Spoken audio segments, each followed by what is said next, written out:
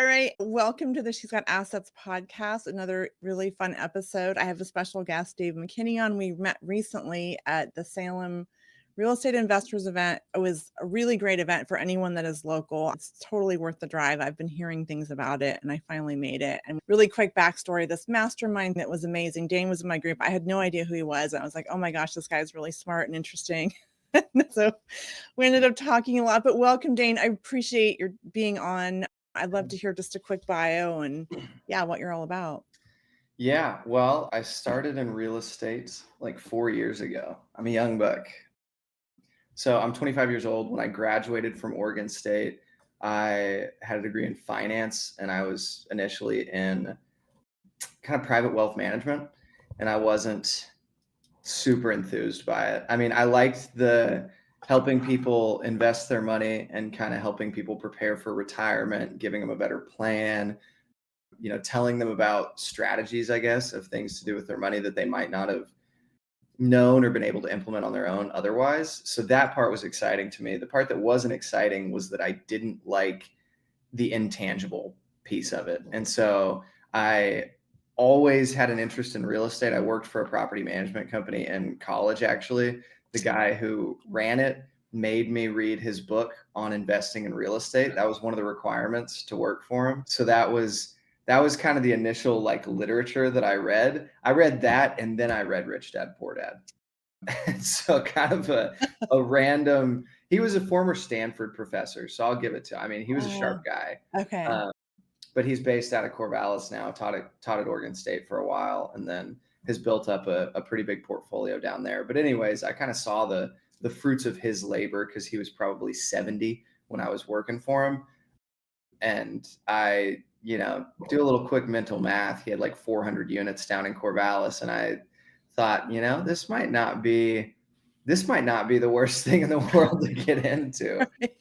So then I ended up working for SVN originally, which is a commercial brokerage that's national, but they have kind of franchises around the country. I actually really enjoyed the team that I was working with, but there wasn't like a strictly investment oriented team. And so that was something that I felt like was missing. I met with Gabe Johansson for lunch one time because my intent was to like try to buy his buildings. I have no idea. Get somebody to buy his buildings or like sell his buildings to somebody else. I don't know. Gabe owns, for those who don't know, he's my partner now, but he owns SMI Real Estate, which is the brokerage that I work for, as well as somewhere around 1,200 multifamily units. And so he's a big player in the market. And for whatever reason, I was like, well, maybe he still lets other people broker his deals. But anyways, I went to lunch with him, and then we ended up talking for like 3.5 hours. And as I left, like it wasn't even supposed to be a recruiting meeting. It was just like I asked him to meet actually. And then we left and I was like, I'm going to work for that guy. Yeah. That's who I want to end up, doing business with, I guess.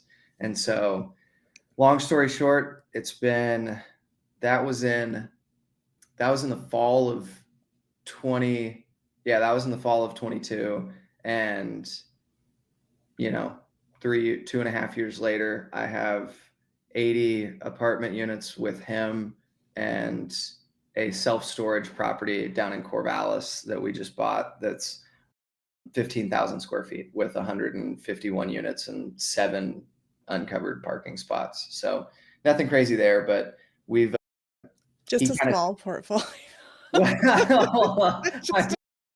You're the product of the 5 people that you spend the most time with, and everybody who I spend the most time with is leaps and bounds further than me. And so it gives me a chip on my shoulder, and I constantly just feel like I'm not doing enough. And then I tell Gabe that, and Gabe's like, dude, you're 25.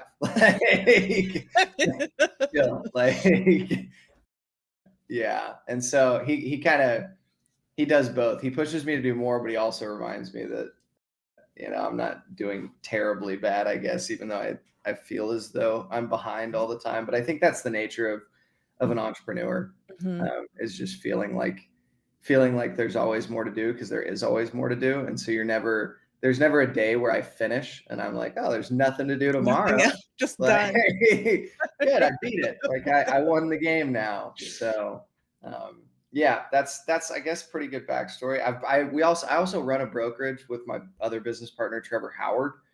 So we run a team, I guess is what it's called.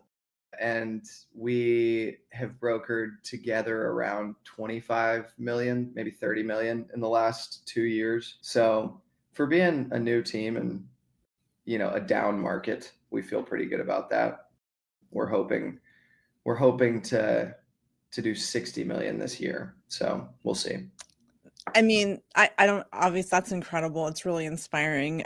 I would have really unpack that. One thing I just want to circle back to was you said when you're getting into investing, the intangible part. And that's to me what I love about real estate. I'm curious, like, if you can explore that more, because that to me, I can affect something. Stocks, I feel like it's out of my control.